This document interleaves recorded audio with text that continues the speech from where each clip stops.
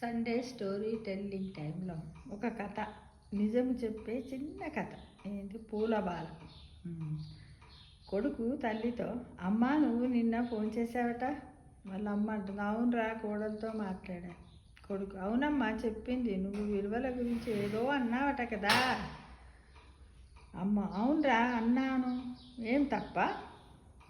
కొడుకు, అమ్మ నువ్వు నేర్పిన విలువలే నాకు వచ్చాయి. కార్పొరేట్ స్కూల్లో వేసి ఆదివారం సోమవారం అని చూడకుండా బండకేసి బాధించినావు.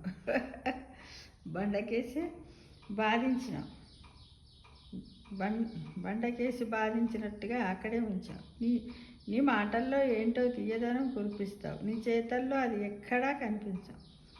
ఆటపాటలు అన్నీ కూడా మన తెలంగాణ భాషలో సంకనాకి పోయాయని నేను బాధపడుతుంటే, నా కొడుకు ఇంగ్లీష్ మీడియంలో చదువుతున్నాడని ఎంతో గొప్పగా ఫీల్ అయ్యేదాన్ని. నాకు తెలుగు పద్యాలు కవితలన్నా చాలా ఇష్టం.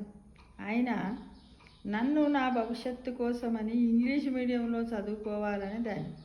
ఎవరైనా తెలుగు మీడియంలో చదువుతుంటే ఎందుకు తెలుగు వేస్ట్ అనేదాన్ని. సందర్భం వచ్చినప్పుడు మాత్రం చటుక్కున డైలాగులు మార్చేసి తెలుగు మీద ప్రేమ కురిపించేదాన్ని. గొప్ప పొలిటీషియన్వి అమ్మ నువ్వు.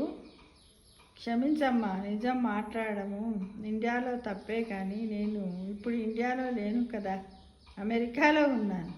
అది కూడా నీ చలవే కదమ్మా. కొడుకు అమెరికాలో ఉన్నాడని గొప్పగా చెప్పుకో. చిన్నప్పుడు మాతృభాషని వద్దన్నాం, తర్వాత మాత్రం భూమి వద్దు అని అమెరికా తోరాం. అందరి అమెరికా గొప్పలు చెప్తూ ఉండేదాన్ని. ఇప్పుడు నీ కొడుకు అమెరికా గొప్పలు చెప్పుకోవచ్చు. సందర్భం వచ్చినప్పుడు మాతృదేశము దేశభక్తి గురించి ఎంతైనా చెప్పవచ్చు. ఇదంతా ఎందుకు చెప్తున్నానంటే, నిన్న ఫోన్లో నా పెళ్ళానికి విలువలు లేవు అన్నావట కదా. నాన్న చేత వేరు కుంపటి పెట్టించింది నువ్వు కాదా? అత్తామామలకి చాకిరీ చేయబడుతుందని నాన్న చేత నానా అబద్ధాలు ఆడించి వేరు కుంపటి పెట్టింది నువ్వు కాదా? చివరిదాకా ఉండేది పెళ్ళామే అనేదానివి కదా. నేను అదే అంటున్నాను, నీ బాటలోనే నడుస్తున్నాను. నీ విలువలే నాకు వచ్చాయి. నా పెళ్ళాన్ని ఇంకొక మాట అన్నావో బాగుండదమ్మా. దీన్ని మరో భాషలో కూడా అబద్ధాలని అంటున్నానమ్మా. అంటే మాతృభాషని మంట కలిపింది ఎవరో చెప్పమ్మా, చెప్పు.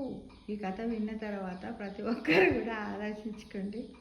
ఇది కేవలం కల్పితము, సేకరించిందే తప్ప ఎవరిని ఉద్దేశించింది కాదు. ఓకేనా ఫ్రెండ్స్? అంటే ఈ విధంగా మన తల్లిదండ్రులు ఎంతసేపు అదే అంటాం, తన వరకు వచ్చే వరకు విలువలనము, ఇతరుల వరకు వచ్చే వరకు ఇట్లుండాలి అట్లుండాలని చెప్తామని ఈ కథ ద్వారా మనము ఎలా ఉండాలి పిల్లలతో అనేది, కొడుకు కోడళ్ళతో బిడ్డగాళ్ళతో ఎలా ఉండాలి అనేది కూడా మనం నేర్చుకోవాలి కదా. అది మనకే తల్లిదండ్రులకే వచ్చింది ఇది. కాబట్టి మనమే జాగ్రత్తగా ఉంటూ వాళ్ళతో ఒక ఫ్రెండ్స్ లాగా మెలగడానికి ప్రయత్నం చేయాలి. చేద్దాం కదా. Okay, thank you.